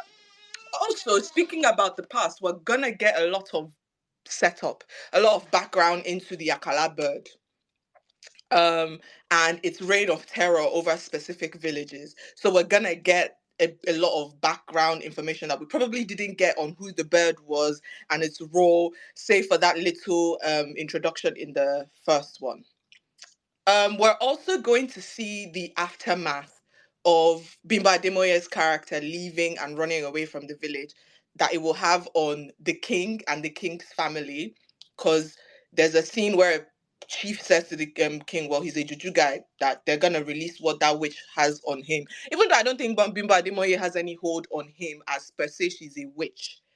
Also, my third prediction, Bimba Ademoye is special, which she is in real life, but like I mean her character. I'm trying to remember her character's name, but she's special in that she has magical powers of some sort, or she's just a special born child.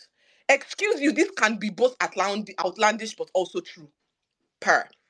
Um, We're giving you the name. Arolake, Arolake, Arolake is Mhm. special. The chiefs are assuming she's a witch, but she's special. It's also probably one of the reasons why she was able to grab that bed and dabaru that bed head with only one igi, with one stick.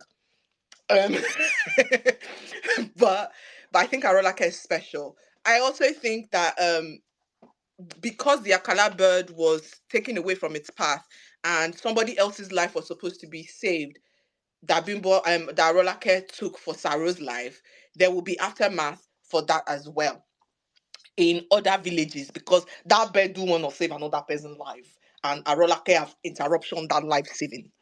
Um yes. Now on to my outlandishness. We're gonna get a Game of Thrones, guys. Deal with it.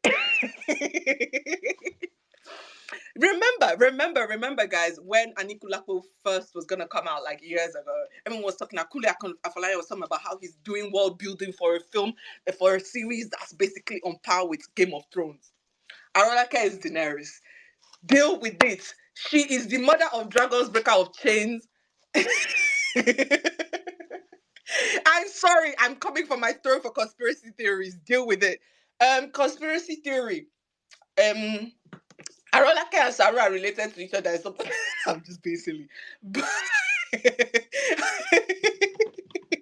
that conspiracy theory, AWOL, conspiracy theory, AWOL. conspiracy theory. We're gonna get a crossover between Anikulapo and what is that one? Jagun. Because I saw arrows fly. Shh, everybody. Shh. I saw arrows flying and there were war scenes. So we're gonna get, maybe not like crossover, but we're gonna get a little, paso between the two, both of them. What's another conspiracy theory? I'm so sorry. The trailer didn't do much. It said so much, but it also said so little. Yeah, I guess like Otas is gonna be fun. And costume, Amari costume, too bad. We're gonna see costume. Ooh, prediction. Um, Sholasho Wale is going to yell 10 times. We saw her yell once in the series, in the trailer. I'm predicting anywhere between 1 and 10 times Sholasho Wale is going to shout. Okay. Period. All right. Okay. All right. By the way, Throwing anything in the air and seeing what sticks.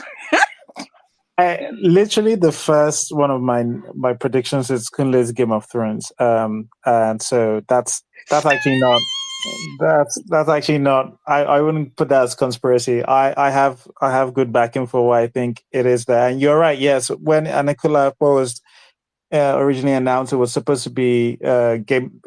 I heard stuff about Game of Thrones, and it definitely was not visible in the first part. But all right, okay, thanks, Vanessa, for both sides. I'm looking forward to that Jago crossover. Alayinka, please, can you give us your predictions? So first, when he released it, so he said it was actually supposed to be a series. So, but Netflix told them to make it a film first and see what the reaction would be like. So before they made a series out of it. So I think that this is probably going to the original concepts of it. So I actually expect much from it.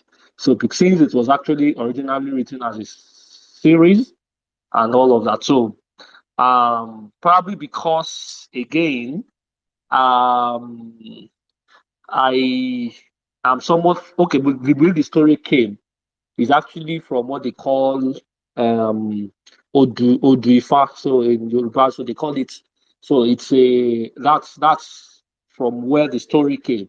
So you could see that in the introduction to the movie, someone you could see the Ifa priest narrating it.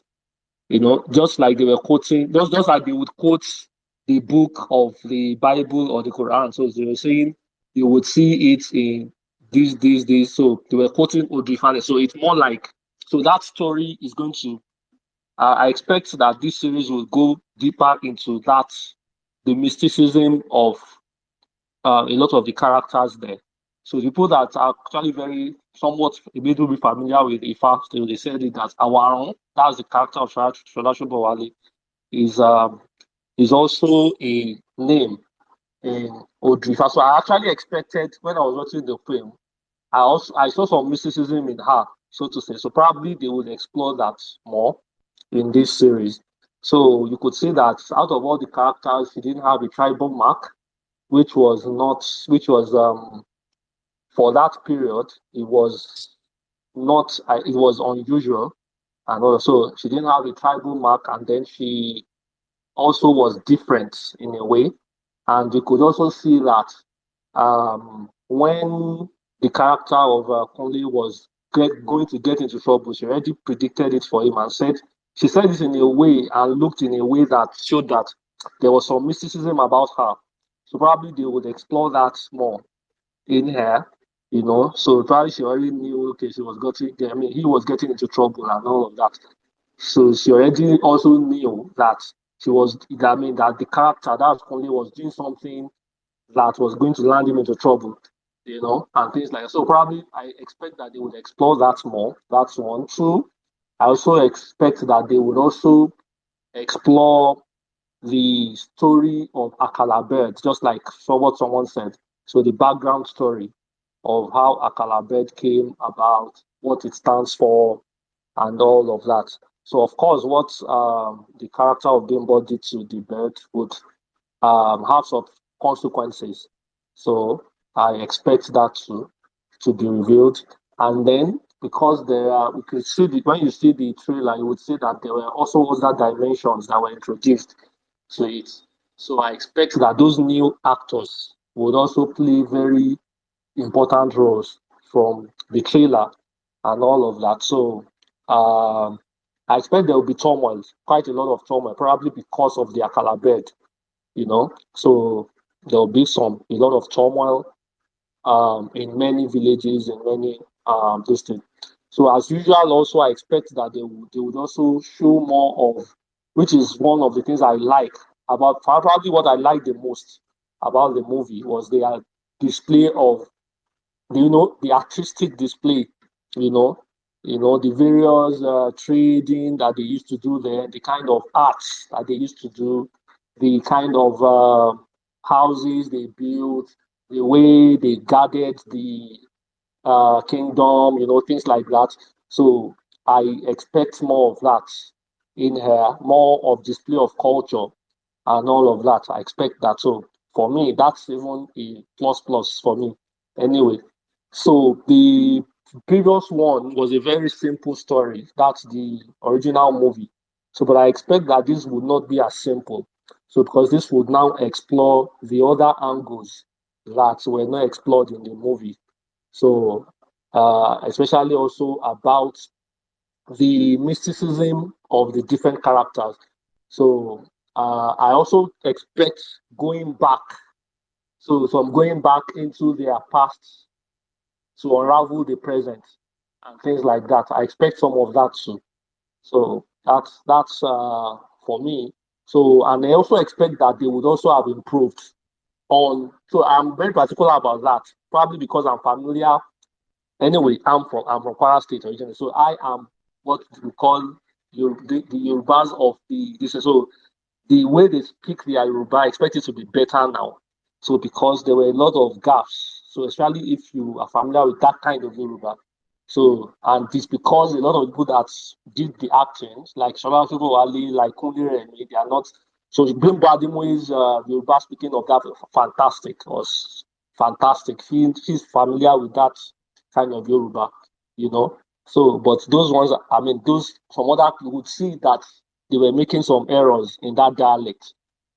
So I expect them to improve the more on that. So that's for me now. I mean, so I have some other ones, but they are not on my head now. Maybe as I remember them, I would. Thank you very much. All right. No, I like actually came prepared. This is Clay and Anikulapo predictions what you came for. All right. No, thank you. Mr. C, your predictions? So I don't know, man. Otansa and Vanessa said from the trailer it looked like it'll be fun. The trailer bored me. And that's just kind of what I expect to get out of the Anikulapo series. I've obviously we're gonna have the third act curse, right? It's a series, but they somehow managed to do it in the series anyway, and I think we'll start feeling it from like episode 3. I think we're going to have the in quote Game of Thrones thing happening in the kingdom that primarily based in the kingdom that Arolake and Saro ran away from. But we're going to be having Saro's story and Arolake's story happening kind of parallel. And they're not going to feel very tied together, to be honest. I don't think they're going to tie them together very well. I don't disagree with you guys on there's going to be some purpose to Saro coming back and needing to help tying up some things. But again, Saro was such a useless character. I don't know that they can make it work. I think they will try, but I don't know that they can make it work. There's just nothing to Saro that makes me think he's going to be useful for anything. So yeah, I don't have high hopes for Anikulapo, the series. I don't know why we're making this, and I really hope I am wrong. Wow. Sounded like the review, to be honest. I really see it as a waste of my time. All right. Okay. So I have a few predictions because I'm taking the crown now. Because I didn't do my predictions last time. That's why Wayne can brag. But that time is over. Unfortunately, because I'm going last, a bunch of people have said quite a few of the things, especially like Hey! Vanessa has taken the Kunle's Game of Thrones thing. So, but I have, and there's something else in here that she also said. But I Look did at me have, on my shiz. I did have. This is going to be Kunle's Game of Thrones. We're going to. Uh, I'm just going to go through the list. There will be more questionable sex in this movie. Unfortunately, and it's weird because I was thinking about this for Sarah, because my thought was maybe Sarah is going to be on borrowed time. Like, he's going to die, and like he's not like he's coming back to life, but like his coming back is for a purpose. But there's a shot of him doing the sex, which I don't understand. But maybe like they're going to allow him. Anyway. But Sarah coming back on borrowed time is something I have in terms of having to make him somewhat useful, and maybe putting danger, because people are going to also be looking for him. Although, both villages who he pissed off really think he's dead from the last time we left. I said, don't bother watching the first movie. There'll be plenty of flashbacks. I already saw a couple in the in the trailer. I imagine there's going to be a lot more. I think Latif is going to be another kind of warrior, so not quite Vanessa's Jago Jago crossover that she's hoping It for. is. It But is. but he is going to be. There is a shot of him wrestling, and because there are battles, I just think maybe that's what that's going to be. Latif is probably going to have a. I think Latif has a love story with the princess, the person who Kunle's daughter is playing. So, by the way, I put here there's going to be an A, B, C, and D story. This is to bolster what Olayinka says, that this is not going to be a straightforward thing. There are going to be so many stories being juggled about. I am worried about how successful it is going to juggle the stories, because I think you do have Sarah coming back. You have Araluke,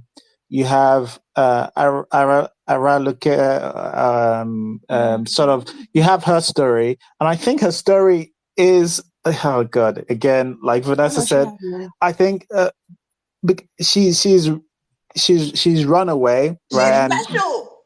She is special. She is, unfortunately, because there's a point in the trailer where she's in the spirit world, and the spirit people are like, who's this person who can come in here?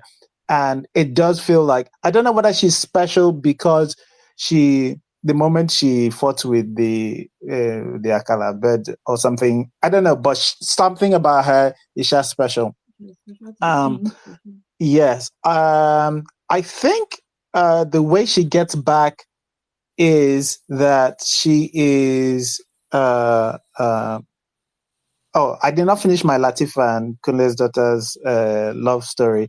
I think Latif is the son of one of the chiefs or something around, and the chief is pushing him to go for the king's daughter, and Latif probably actually likes her, but I think somebody else is going to, because we're going to be doing some Game of Thrones stuff to form alliances. I think the king is going to make a different choice, and that whole thing about the daughter being like, no, I want this person, right? I want Latif. Bimba's character on the run. Oh my god! There's a shot, by the way, of her stepping on like a thorn, and she's barefoot in the thing, right? The thorn, not that like stepping on a thorn can't hurt, but this thorn is so tiny, my G. It's like, yo, it's so tiny. This thorn, like, anyway. That's just by the way.